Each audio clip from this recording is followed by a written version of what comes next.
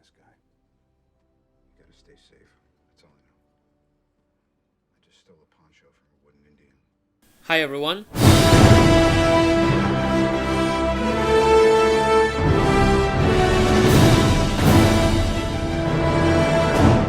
Today I wanted to take some time to talk about a movie with a really baffling discourse surrounding it, Iron Man 3. Now, superhero movies are in an odd place for me because I have a lot of fondness for them, but also I try to be critical and aware of the political and cultural aspects of movies, and Iron Man 3 is a movie that someone smarter than me could probably find problems of that kind with.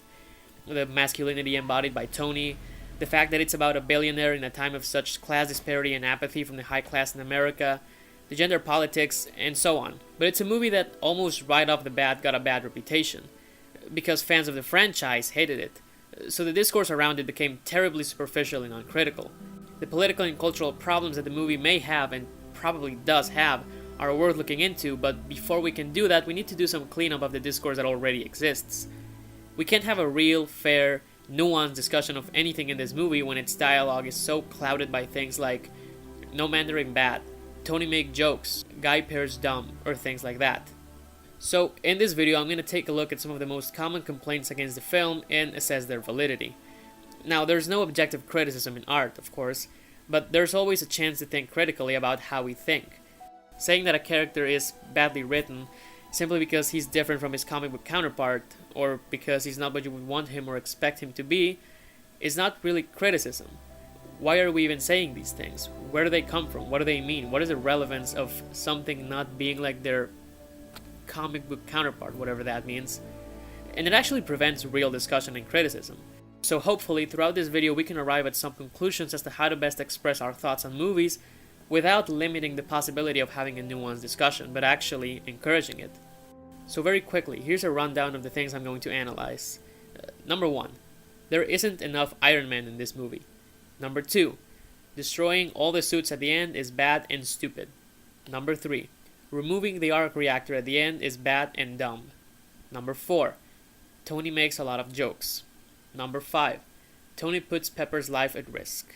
Number 6, the Mandarin is bad. Number 7, Aldrich Killian is boring and bad. Number 8, Iron Man himself doesn't even beat the villain. Now, in addition to all of this, I will take this chance to talk briefly about why I really like this movie overall. So here we go, folks.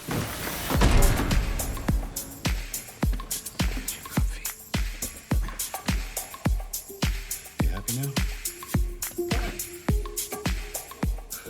Number 1, there isn't enough Iron Man in the movie.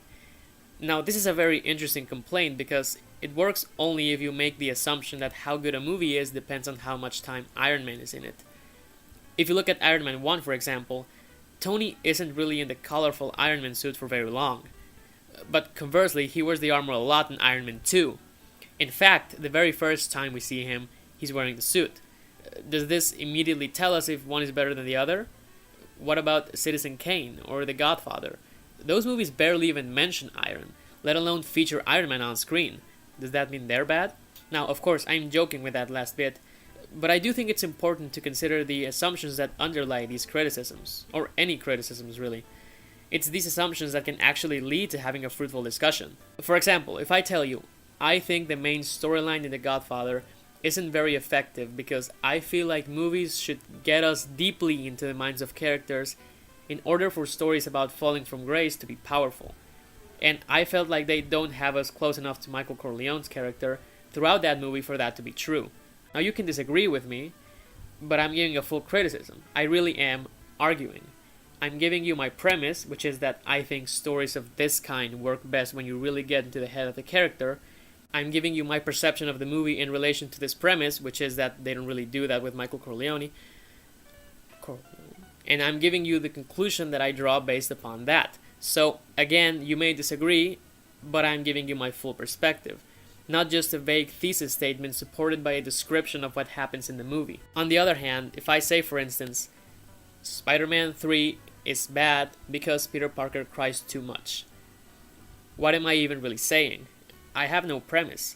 My point means nothing, except maybe that I have a very outdated and troubling idea of what manhood is. But other than that, it doesn't really favor criticism at all.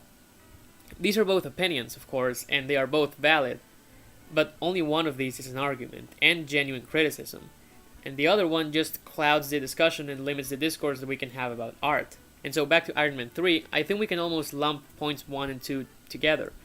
They both allude to the notion that a movie with Iron Man in the title, or a movie that features Tony Stark, should feature and be about Iron Man in his suit fighting bad guys primarily. So if I say, for example, Iron Man 3 is bad because there's very little Iron Man in armor in it, and I think that a movie featuring Tony Stark should heavily feature him in armor.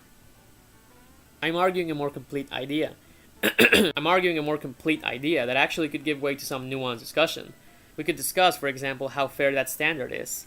We could discuss how that relates to the first two Iron Man movies and the Avengers and Civil War movies, or even the Spider-Man movies, and so on. Now, while both of these complaints could be rephrased into an argument, as I demonstrated, I still don't think they're entirely fair, since they don't really consider what the movie is actually about. Need I remind you, the movie is literally about how Iron Man isn't just the suit of armor, it's the man beneath it. At the beginning of the movie, Tony has very much decided that his identity is limited to being just a suit of armor. This is really well represented through imagery, mainly with the introduction of sentient suits. But the reality is that thinking of himself that way is becoming a real problem. It's a heavy burden to carry, which is then symbolized wonderfully by him carrying his own cold, lifeless armor in the snow. It's in this near isolation that he begins his journey of finding who he really is, with or without the suit. The more he thinks of himself this way, the weaker his sense of identity gradually becomes, which is symbolized by how fragile the 40 Iron Man suits are, especially Mark 42. But because of this situation he gets in, he's forced to think his way out of hard situations, and the movie shows us that he's a hero not because of the armor, but because of who he is intrinsically, a person who solves problems with whatever he has to work with. Which, if you think back to the first Iron Man, that's what the first act shows. He gets out of this terrible situation by working with the limited resources he has. Because of the events of the Avengers and his own ego, he has forgotten that this is what makes him special and what makes him a hero, and not this harmful, shallow suit of armor. And what's really fun is that we are reminded of it alongside him. We see him being clever to solve problems, fighting extremist soldiers with no armor in Tennessee, infiltrating the Mandarin's house, and then in the amazing plane sequence, he's using the suit, but it can only carry 4 people at a time. So he figures out a way to solve the problem with what he's got in the moment. Which is one of the reasons why I really like that sequence, because it is exciting, but it also contributes to the story and the themes, which I feel action sequences should do. Also, because of what he saw in Avengers, he became obsessed with creating more and more Iron Man armors to be prepared to defend the world. And the obsession is affecting his personal life. His relationships with Pepper and Happy Hogan are being damaged by this. In fact, writer-director Shane Black sees this movie as a romance primarily, a movie about Tony realizing he's not appreciating Pepper like he should, which goes hand in hand with this. And so, at the end, when Tony uses the suits as just disposable ways to help him solve the problem, instead of relying on them, he further proves that he has realized his own worth and will no longer perceive himself as just a suit of armor. Then, when he self-destructs the armor to kill Aldrich Killian, and then destroys the suits to show Pepper he doesn't feel like he needs them, he also proves that he's gotten past his obsessions. If a threat comes, he will find a way to fight it because that's what he does. So, maybe there isn't a lot of Iron Man in this movie, and maybe for some reason it's dumb that he destroys the suits at the end. But his character arc was completed, and his conflict was resolved, and it means something for the audience. For me, at least, that's the more important thing to consider when discussing movies, not what the title says. And so you can say any of these two things. That's fine. That's your opinion and it's valid. But, just keep in mind that the movie spends 2 hours demonstrating why the premise of said opinion is problematic. Why should there be a lot of Iron Man suit in action for it to be a good Iron Man movie? Isn't that a misunderstanding of the character? Just some things to think about. I also think that there are some things in movies that are more important than the title. I don't know, maybe it's just me. But yeah, I think for this, expectations played a big role. I think people just expecting to see a lot of Iron Man suit in action made him not really appreciate what the story was doing with that. But anyway, let's move on to the next one. Number 3. Removing the arc reactor at the end is bad and dumb. So this is a complicated issue because it's done for character and symbolic reasons mostly. The idea is supposed to be that now, at the end, And now that he sees himself as not needing the suit to be himself, he's able to let go of it. The implication, as far as I can tell, is that the only reason why he hadn't removed it was that he felt like he needed it as part of who he was. But now that he's learned he's more than just a suit, he doesn't need it. So symbolically, it's effective for this movie and the story in it. But it does retroactively make his previous 3 appearances kinda awkward, since it was always treated as some kind of irreversible condition. Maybe I'm missing something, but I do think it's a little awkward. So I think this could be kind of a valid criticism. It can certainly be phrased as a valid critique. Despite that, I could not seriously imagine myself saying that a movie is bad because of such a small thing. If this story works for me and it's a good time, I really don't think something small like this really holds much weight. At least for me. Number 4. Tony makes a lot of jokes. This is a recurring issue that people have with the MCU, and in some cases there is more ground to discuss, such as it being a character inconsistency or reducing the tension for the audience or something like that. Generally, the issue for people in Iron Man 3 is that Tony makes jokes after Pepper has apparently died. Yeah, remember, she kinda dies for 2 minutes. So I decided to evaluate the movie with a team of clowns. We found that Tony has 5 lines in between the moment where Pepper dies and the moment when she comes back. One is him saying, eject. The next one is him saying, I'll be damned, the prodigal son returns. And then the Mark 42 crashes and he says, whatever. The next is him admitting he didn't deserve Pepper. Real fun. The next is him ordering the armor to self-destruct, and then Pepper comes back. So really, there's only one line when the Mark 42 returns that is a joke. So again, this is a case of an issue where maybe there is some merit, but it doesn't really hold a lot of weight, It's entirely valid to say that having a moment like this after such a big event makes it feel like a lot less important than what it is, for some people. But that being said, whenever I see complaints like these, I always imagine reviews on a DVD saying something like, this movie was going to be the movie of the year, but then Tony made a joke at a moment of tension. A character who has shown that he tries to avoid tension by saying stupid things, saying something stupid in a moment of tension.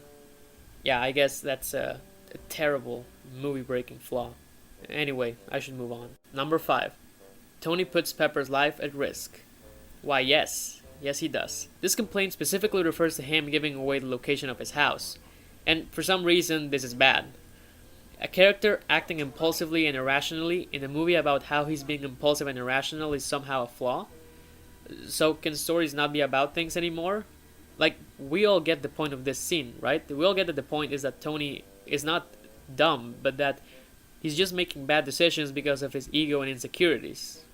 We all get this, right? But wait, you say. Just a few scenes ago, he said that protecting her was all that mattered to him. Why, yes. Yes, he did. But only after he was pushing her away and thinking only about the suits. See, it isn't a flaw that he simultaneously wants to protect her and feels powerless to stop incoming threats such as aliens, and also thinks he's invincible in the suit.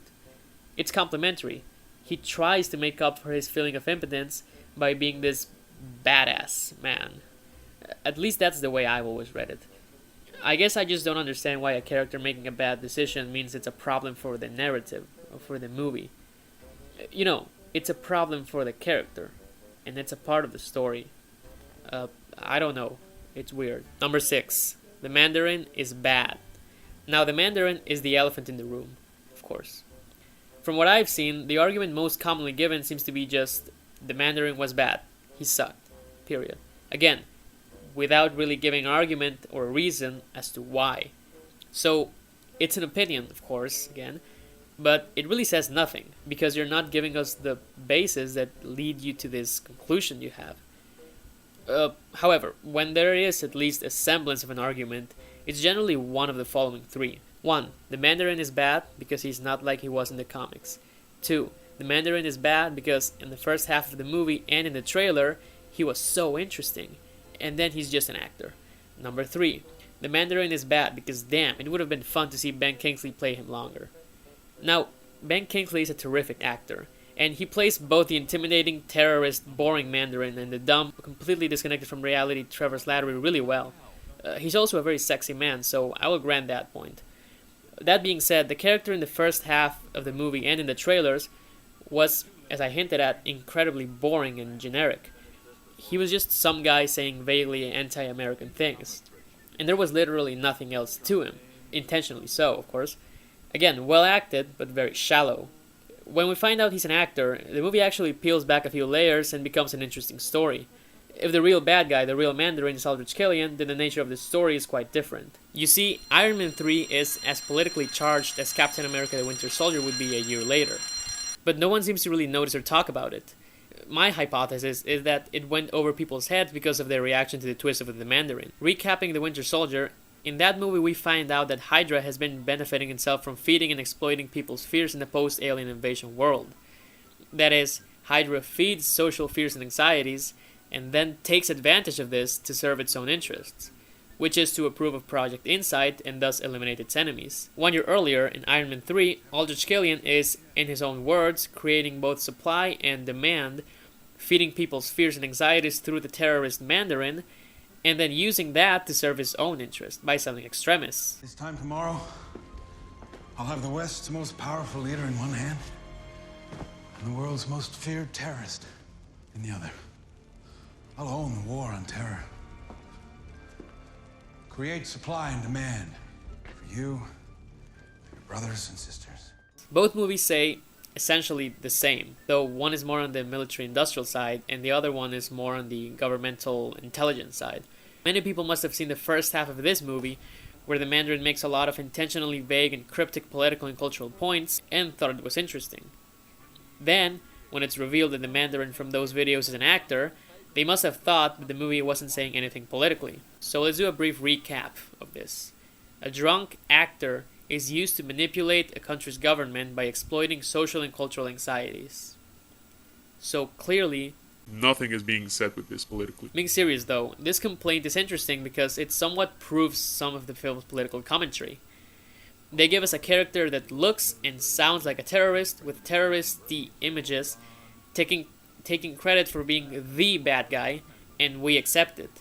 Just like people within the movie just accept he must be behind all of this, even though it would be illogical for a mastermind to show himself on international television. Then we find out it's in fact much more interesting, much more thematically relevant, and much more coherent with this character and this trilogy's themes. And everybody hates it.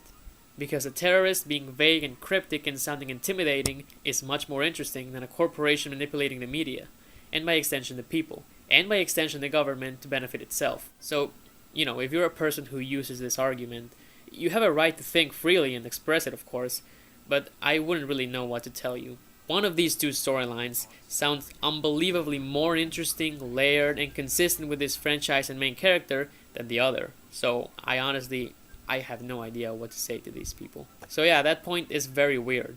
I wouldn't even know how to phrase it as an argument. I don't know, it's very baffling, honestly. But anyway, let's talk about him being accurate to the source material. Now, firstly, we need to consider the assumption underlying this, which is that for a superhero movie to be good, it needs to be faithful to its source material, which is weird. If you know anything about comics, you know that characters change all the time. Even from writer to writer, and era to era, and even from artist to artist. So Thanos, for instance, was usually just some power-hungry despot, but sometimes he's more a complicated character, one who wants to change, but has trouble letting go of his own destructive and megalomaniacal tendencies. And other times he was horny for death. Now, we don't do kink-shaming on this channel, but we have to admit that this character is not the same presented in Avengers Infinity War, or Endgame. And if you look at some of the oldest comic book characters, like Superman, Batman, Wonder Woman, the X-Men, Captain America, Daredevil, Iron Man himself even, there isn't one recurring version throughout their entire history. So it's hard to say what a character who's accurate to the source material would be, because there's no entirely consistent version of them. Importantly, if we apply this logic of to be good, it must be faithful to the source material universally, then that means we should also decide that the following characters don't work. Tony Stark, Steve Rogers, Thor, Black Widow in her later appearances, Hulk, Thanos, Star-Lord, Spider-Man, Drax, and so on. So, based on the logic that says Iron Man 3 doesn't work because the Mandarin is not like his comic book counterpart, The entire Iron Man trilogy doesn't work. None of the Avengers films work. The Captain America trilogy doesn't work. The Thor trilogy doesn't work. Both Guardians movies don't work. The Spider-Man movies don't work. Hell, Infinity War and Endgame feature all of these characters. So based on this logic, none of them works, and so the movies are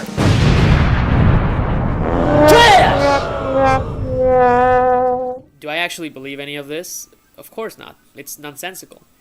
Rather, I think a more fair approach would be to watch the film and, try to judge things on their own terms. Would be cool. That'd be, reasonable, I think. So keep in mind, the real Mandarin here is not Trevor Slattery. It's Aldrich Killian.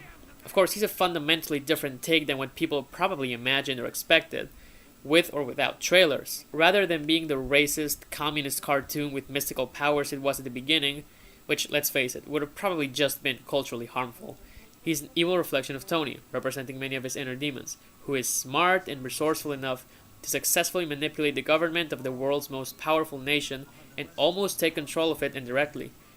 All of that without actually making any dumb mistake to give himself away or mess up his plans. Not only that, but he takes everything away from the hero and puts him in his most vulnerable place, at least up until this point. Now, if that isn't a well-written antagonist for your standards, I honestly don't know what is. Another problem with this point regarding adaptation, though a minor one, is that no one actually reads Iron Man comics. Wide masses don't read them. They never did. Most people thought he was a robot. And then the movie came out, everyone liked it, everyone tried the books, saw that they were fundamentally different from the movies, and kept not buying them. Sure, some people stayed thanks to finding in them something worthwhile anyway, but this notion that the Mandarin sucks because he is, quote, not like the comics, has spread even to people who can't actually back up their point. Again, as I said in the beginning, this clouds the discourse. We can't have a conversation about the politics represented in the MCU, and this movie specifically, for example, if we're clouded by, oh, but the Mandarin bad. Movies like Logan, Batman Begins, The Dark Knight, The Winter Soldier, Civil War, Infinity War, Endgame, Iron Man, X-Men First Class, Spider-Man Homecoming, Spider-Man 2, and many others would be filled with problems such as this one if we actually applied it fairly and universally. So, for example, saying that the Mandarin in Iron Man 3 sucks because he's not like in the comics, but then saying Thanos is awesome in Infinity War, or saying the Joker is great in The Dark Knight, or, a closer example, saying that Ra's al Ghul, or Ra's al Ghul, an originally Asian character whose true white man identity isn't revealed until the third act, is fantastic in Batman Begins, is contradictory and kind of hypocritical. And it shows a lack of critical thinking, honestly. If the movie sucks because the Mandarin is not like he was in the comics, whatever that means, then we should make sure to also mention all of these movies, because they also suck. For the sake of consistency and credibility, at least. Anyway, that last point may have gone a bit too long. To summarize, I think that complaining that he's different from the comics is kind of an empty talking point, and an arbitrary, often hypocritical point.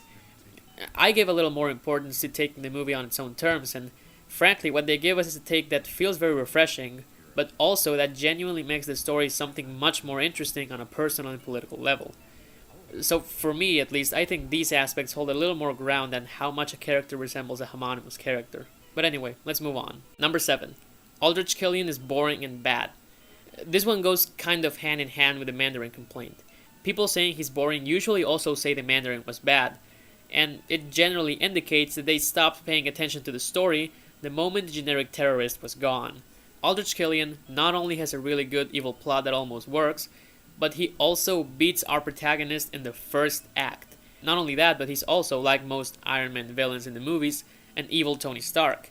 And he's one of the better foils for him, actually. He's an arrogant, handsome billionaire who literally doesn't care about humanity, while caring about humanity is what keeps Tony from losing himself. There are also some interesting things done in paralleling these two characters, in that Killian creates the Mandarin as a public identity of sorts, but if you look past the Mandarin, there really is not much to who he is. On the other hand, throughout this movie, Tony discovers that what people will find if they look past his public identity. Then you can also parallel the way they treat Pepper.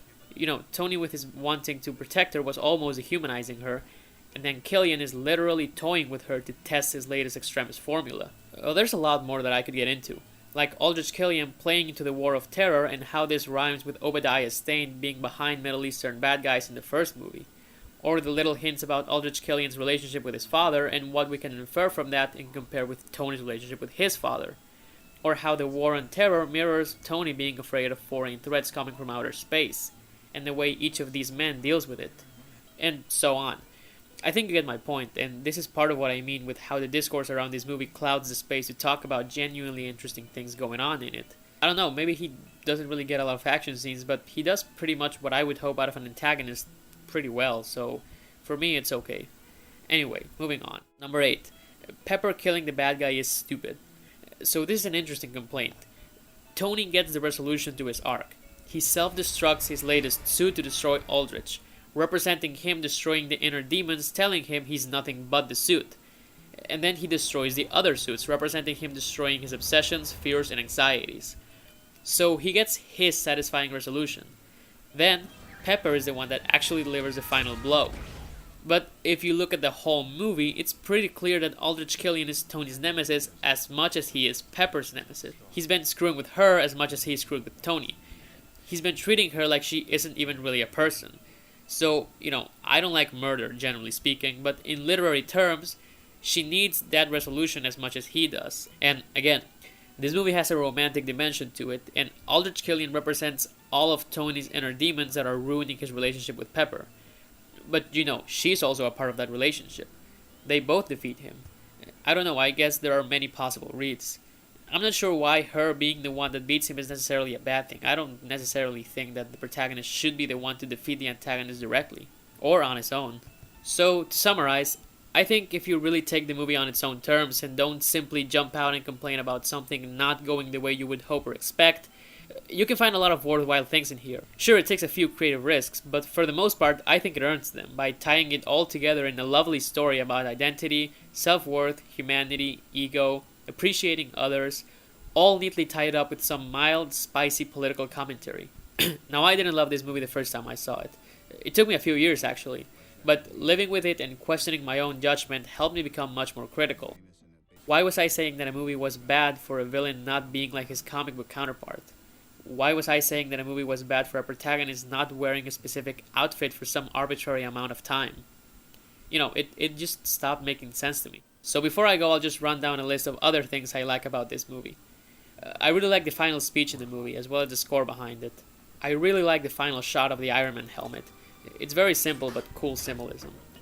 I really like the comedy. Almost all of it works for me. Please don't tell me there's a 12-year-old kid waiting in the car that I've never met. He's 13. No, You know what keeps going through my head? Where's my sandwich? She'll take both. One to throw away and one to not call. Hello? Is this for head of security? Mr. Stark. Oh, Jensen. Oh, I finally met a man called Hope. I see that because it's on your T-shirt. Oh, I drinks with Aldrich Killian. You know what this crater reminds me of? No idea. I don't care.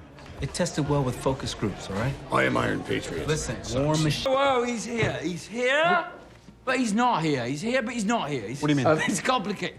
Hey, it's complicated, It right? is. It's complicated. You're not the Mandarin. Are you? Are you? I loved you in A Christmas Story, by the way. I like Harley. I think he's very effective for Tony's story, helping him think of a younger and more imaginative and naive version of himself before he saw himself as a lump of steel, and I buy their relationship. I think the soundtrack/score is wonderful and memorable.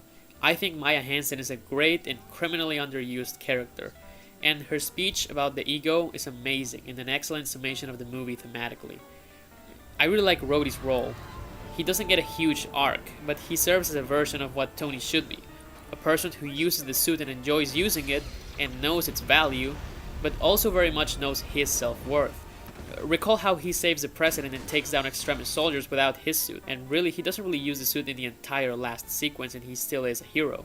I think the panic attack scenes are great, and the last one he has is a wonderful emotional moment, and one of the best pieces of acting from Robert Downey Jr. in this entire franchise. Oh, God, that kid. Tony? Are you having another attack? I didn't even mention New York. Right, and then you just said it by name while denying having said it. I love the closing credits. Visually, it's really throwbacky and fun, and the score behind it is really good and exciting.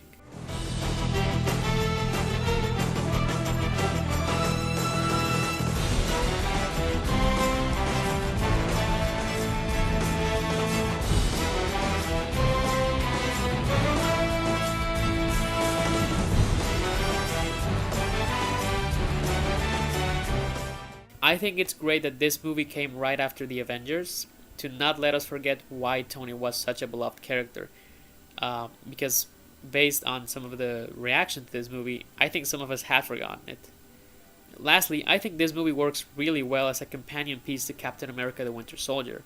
There are some interesting parallels between the two. So without further ado, I hope at the very least this video has been an interesting and fresh perspective. If you enjoyed, please do like, comment, share, and subscribe.